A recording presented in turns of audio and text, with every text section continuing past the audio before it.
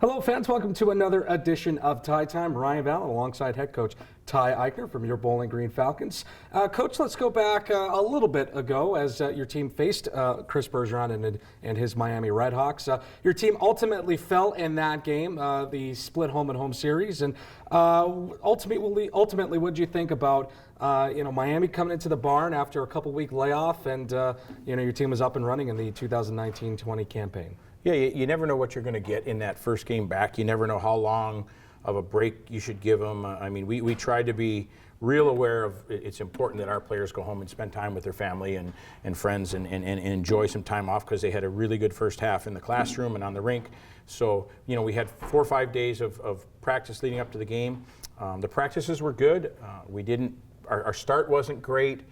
We gave up a couple power play goals, which ultimately was the difference in the game, because we had some opportunities on the power play ourselves. So if you look at that game going back, the first half of the game, Miami probably won the first half 3-0. They scored 2 in the first and then 1 to start we had the 5-minute major, 1 to start the first 5 minutes of the second period. And then from probably halfway in the second period on and throughout the third, we were playing really good hockey, and we got it to 3-2, and we're really pushing in the third, and ultimately Miami scored the empty net goal. So it was a game that it wasn't a complete game. It wasn't we didn't play terrible, but it wasn't probably up to our standard. So we regrouped and came back on Tuesday and had a practice there, and then we've got New Year's Eve and New Year's Day, so you've got the holiday in there, and come back on Friday to play Northern Michigan, and probably wasn't as complete of effort as we would like against Northern on Friday. Yeah, 4 days, only a 4-day turnaround between Miami and Northern. Let's dive into the Northern series. You lose on Friday, but then you come back on Saturday with a really good effort. Just unfortunately, 2 pucks that go in the back of the net in the final minute, and goes up to overtime, and Darren Craighead scores the overtime game winner on Saturday. So you guys got swept for the first time all year. Overall, what do you think about that series? So kind of to back up a little bit, Ryan, you brought up the Miami series. So you come back, and it's obviously an emotional game, and you don't win, so everyone's feeling kind of bad about it. You start the second half off with a loss, and then you try to regroup on the short turnaround with Northern Michigan, and like you mentioned, Friday. The shots, I believe, in the first period on Friday were relatively close in terms of if you look up at the Jumbotron and you see the shots.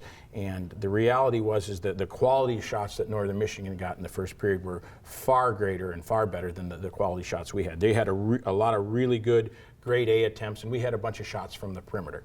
So we tried to pick it up a little bit. We had some opportunities in the second. We had a 5-on-3 that we didn't take advantage of. They ended up scoring a power play goal, and so then in the second period they scored a goal off of a kind of a unique kind of a situation, a change, and a kid took a slap shot, and it went off one of our guys and into the net, and so as we were really frustrated after Friday night's game. We didn't think that we competed to our level against a really good Northern Michigan team in our first WCHA series of the second half. So the frustration from the players and the coaching staff was about our effort. And then, like you said, we came back Saturday, and the effort by our team, if that's the effort we continue to give, and that's how we compete each night, we'll take that effort. The results, hopefully we get better results, and that's the goal, but the effort has to be where it was. So yeah, Saturday, we played really hard, kind of back and forth there, and then we got the lead in the second. They got some penalty trouble at the 5-minute major. We took advantage of that. Had a lead going into the third period, and maintained the lead and extended the lead. Had it at 3-1, and it was just the last 6-8 minutes of that game were just really odd. Northern Michigan took a bunch of penalties, a bench penalty, so obviously they weren't thrilled with some of the calls, and then turns around, and then we take the last 3 penalties of the game, leading 3-1, which isn't probably a recipe for success, but we do a good job on the kill. They score a 4-on-3 goal to make it to tie it, but then after that those last PKs we did a good job on, and then we've got the 3-1 lead, and they pull their goalie, and we had an empty net opportunity on the kill where we missed the net, and it wasn't an icing, so that was fine. And then Alec Rauhauser had a real good opportunity where he swore the puck was going to go in, and their guy high-sticked it, which is a good play for them. And so ultimately there's a whistle and a face-off, and then they go back down and pull the goalie. And we had the puck on our stick and an opportunity to make a play to get it out of our zone. We didn't, and they made a play with the extra attacker, and now it's 3-2. And for a team that's confidence is probably a little fragile right now after Monday and then after Friday, I should have called timeout on when at 3-2 and get everybody in on the bench and get everybody on the same page and get the right people out there.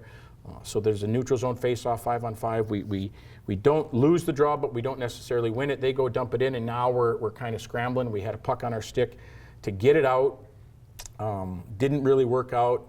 We made another play, and then they get a break. They go retrieve a puck and they throw it at the net, and the guy tips a puck from coming out of the corner. So now it's 3-3, and just a kind of crazy ending. And we talked to the players, so everybody felt bad about how the whole thing went and how it ended. And so at the end of the day, when we came back to the rink yesterday, Sunday was off, we just said, listen guys, we've got to regroup. The sun came up Monday. It was a beautiful day yesterday, and we can't do anything about what happened. We can learn from it. We can improve on it. We can, next time we're in that situation, we can execute better. But we've got to pick ourselves up and dust ourselves off and have a good practice here on Tuesday, which we did.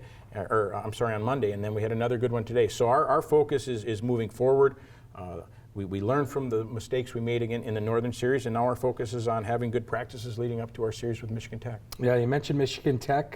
Now we go up to Houghton, Michigan, a very hostile environment up there. So Michigan Tech, most recently coming off of a split against Arizona State. They are GLI champions for the first time in 5 years. So it's going to be another tough series. They came in this building and they split with your team, and it's going to be another tough series as the WCHA schedule rolls along here. Yeah, for us, we know, obviously there's familiarity with everybody in our league, and we've already played Michigan Tech one time, like you mentioned, and it was it was a split, but it was kind of a tale of two games. We played really well on Friday, came back the next day, Tech made some adjustments, and we didn't play as well, and they played better, and ultimately we got the split. So our focus is going to be ready to go on Friday. That's all we can worry about is to put ourselves in a position to be ready to go Friday, and then we'll worry about Saturday on Saturday. So real tough series, great environment. We've had a healthy rivalry with Michigan Tech over the past 4 or 5 years since we've been in the WCHA. So it's a great opportunity for our team to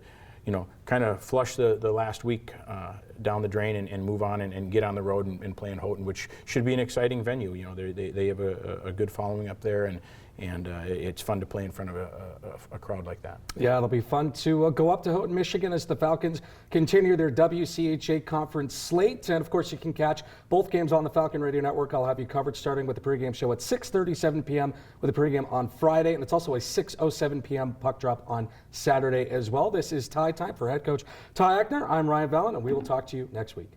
Thanks, Ryan.